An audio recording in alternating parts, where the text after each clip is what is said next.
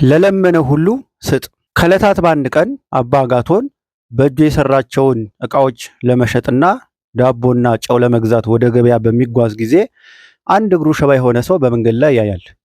አባ አጋቶን ወዴት እንደሚሄድ ጠይቆት ወደ ገበያ እንደሚሄድ ሲያስረዳው እባክህ ወደምሸጥበት ስፍራ ውሰደኝ ስለምን ሰው እንዲሰጠኝ ይለዋል። አባ አጋቶንም ያንን ሽባ አዝሎ በመውሰድ የገበያ ስፍራ ላይ አጠገቡ ያስቀምጠዋል። አንድ ሰው መጥቶ የአባ አጋቶንን ዕቃ ገዝቶ ሲሄድ ያ ሽባ ሰው ምን ያህል ሸጥከው ብሎ ጠየቀው። ይህን ያህል አለው። እባክህ ዳቦ ግዛልኝ ብሎ ዳቦ አስገዛው። ሌላም ገበያተኛ መጥቶ የአባ አጋቶንን ዕቃ ገዛ። አሁንም ምን ያህል ሸጥከው አለው። ይህን ያህል አለው። ይህንን ግዛልኝ እያለ ሙሉ በሙሉ አባ አጋቶን የሸጠውን ገንዘብ ዕቃ እያስገዛ አስጨረሰው። በመጨረሻ ላይ ወደ ባት ትመለሳለህ ብሎ ሽባው አባ አጋቶንን ጠይቀው። አዎ እመለሳለሁ፣ እንግዲያውስ ካመጣህብኝ ስፍራ እንድትመልሰኝ እፈልጋለሁ አለው። አባ አጋቶን ያንን ሽባ አዝሎ ወደ ቦታው ይመልሰዋል።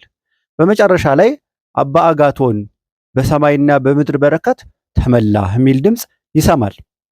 ዘወር ቢል ከቦታው ያጠዋል።